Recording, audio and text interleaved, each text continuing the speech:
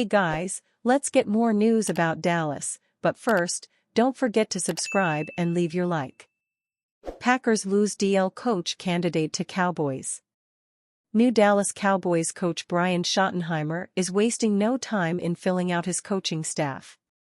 Meanwhile, Green Bay Packers coach Matt LaFleur is still looking for a defensive line coach. On Wednesday, the Cowboys announced that Schottenheimer had hired Aaron White-Cotton to be his defensive line coach. White-Cotton is one of 3 coaches known to have interviewed for the vacancy in Green Bay.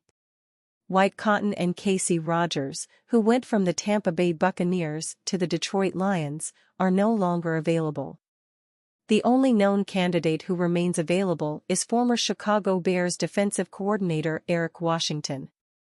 The Packers need a defensive line coach after LaFleur fired Jason Rebrovich.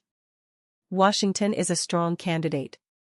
Before serving as the Bears' defensive coordinator in 2024, he was with the Buffalo Bills for 4 seasons as defensive line coach in 2020 and 2021, defensive line coach and senior defensive assistant in 2022, and defensive line coach and assistant head coach in 2023. He is a great communicator with elite leadership skills, and he will enhance our current defensive staff, former Bears coach Matt Eberflus said upon hiring Washington. His track record speaks for itself with coordinator experience as well as expertise in the area of defensive line. During Washington's tenure, the Bills ranked 1st in points allowed, 8th in sacks, and 21st in yards allowed per carry. He's really got a presence to him, Rod Marinelli, who was Chicago's defensive line coach in 2009 and defensive coordinator in 2010 when Washington was a first-time NFL assistant, told The Athletic. He's very, very, very detailed. And he's just got a nice way of dealing with people, but he's strong. And he just did a really nice job. He was really a sponge learning pass rush, coming up from college into the NFL. And just the thing I always admired was his work habits. He was in early and worked smart on the details. So, you knew he had a chance to be really good. The Packers need to crank up the pass rush. In 2024, the defensive line's 4 first-round picks, Rashawn Gary, 7.5 sacks, Devontae Wyatt, 5.0, Lucas Van Ness, 3.0, and Kenny Clark, 1.0, combined for 16.5 sacks. Cincinnati's Trey Hendrickson had 17.5 sacks by himself. I thought there were times this year we were able to rush with 4, General Manager Brian Gutekunst said. I think every team in the league, that's how you'd prefer to do it. There was periods of time where we didn't do that well enough. I think everybody understands that affects your football team. Former Bears defensive lineman Corey Wooten called Washington old school and the type of coach necessary to take a young defensive line to the next level. Aside from Clark, who just completed his 9th season, and Gary, who just wrapped up his 6th season, the Packers' defensive line was filled with youth, with defensive end Kingsley Enagbare and defensive tackle T.J. Slayton serving as veterans as third-year players.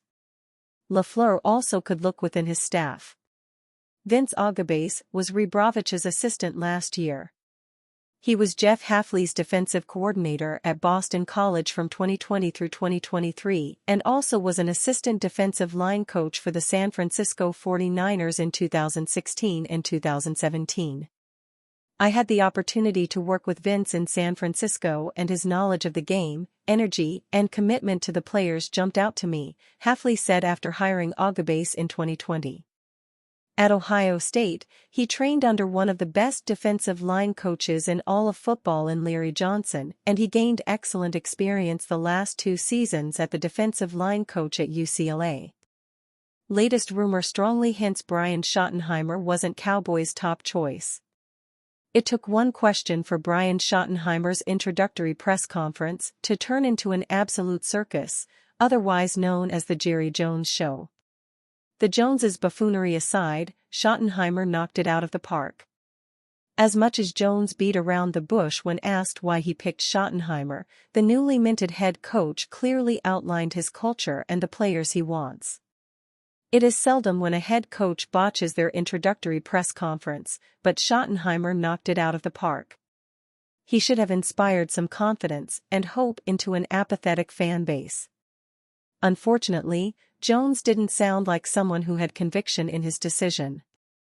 That could be product of Jones losing his fastball behind the microphone, but he certainly didn't do anything to quell concerns about the hire. Could that be because Schottenheimer wasn't Jones' top choice to succeed Mike McCarthy? On the latest episode of the Talkin' Cowboys podcast, Cowboys writer Patrick Walker revealed Pete Carroll had a very real chance of getting the Dallas job, but they couldn't agree to terms. Carroll emerged as a candidate for the job late last week after it was learned Jerry Jones called Carroll regarding the team's now former head coaching vacancy. The conversation was described as informal, though, and Carroll took the Raiders' job the following morning. Walker's intel flies in the face of what Cowboys executive vice president Stephen Jones told reporters on Monday. Jones said that the team called Carroll to pick his brain about Schottenheimer. While we don't doubt that Carroll gave Schotty a glowing review, it would appear part of that conversation involved gauging Carroll's interest in the job. It is worth noting that Walker has had perfect batting average in terms of disclosing info regarding Dallas coaching search. He's one of the most reliable reporters on the Cowboys beat. If he says the team expressed interest in Carroll, we believe him. That doesn't necessarily mean Schottenheimer wasn't the Joneses' first choice. The team's fondness of Schottenheimer was exposed early on in the search. It wasn't until Schotty's initial interview that he emerged as the front-runner. Having said that, but it sure sounds like Jerry Jones made a last-ditch offer to Carroll and, predictably, came up small at the negotiation table. How could he not?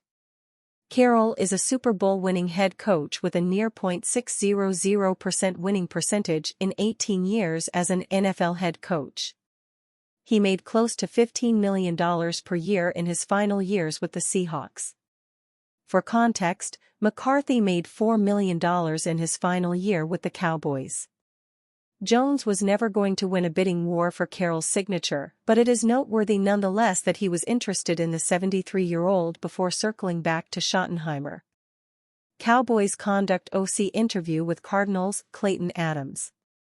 A second candidate has emerged for the Cowboys' offensive coordinator position.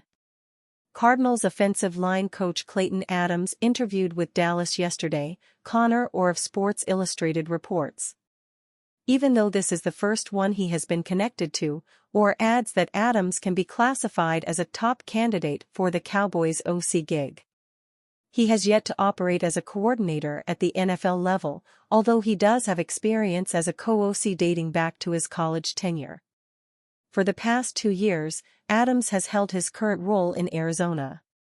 The 41-year-old stock has benefited from his time with the Cardinals based on his success in guiding the team's ground game. Arizona ranked 4th and 7th, respectively, in terms of rushing yards across the past 2 years. The Cowboys could certainly stand to benefit in that department moving forward, so it will be interesting to see if the summit leads to a serious pursuit on the team's part. Dallas had previously been linked to Falcons tight ends coach Kevin Koger for the OC position. ESPN's Todd Archer notes his interview also took place recently as new head coach Brian Schottenheimer looks to fill out his first staff at the helm of the team. He handled offensive coordinator duties for each of the past 2 years, albeit in a non-play-calling capacity. Schottenheimer will call plays in 2025 regardless of who his first OC hire winds up being. Dallas officially reunited with Matt Eberflus yesterday. The former Bears head coach will operate as the Cowboys' defensive coordinator during his second stint with the franchise. Nick Sorensen, meanwhile, was brought in to handle Dallas special teams shortly after it became clear he would not carry on with the 49ers moving forward. That leaves one coordinator vacancy to be filled in the near future, which could come in the form of a first OC stint for Adams. And you fan? What do you think of the situation of Klayton Adams? Leave your opinion in the comments.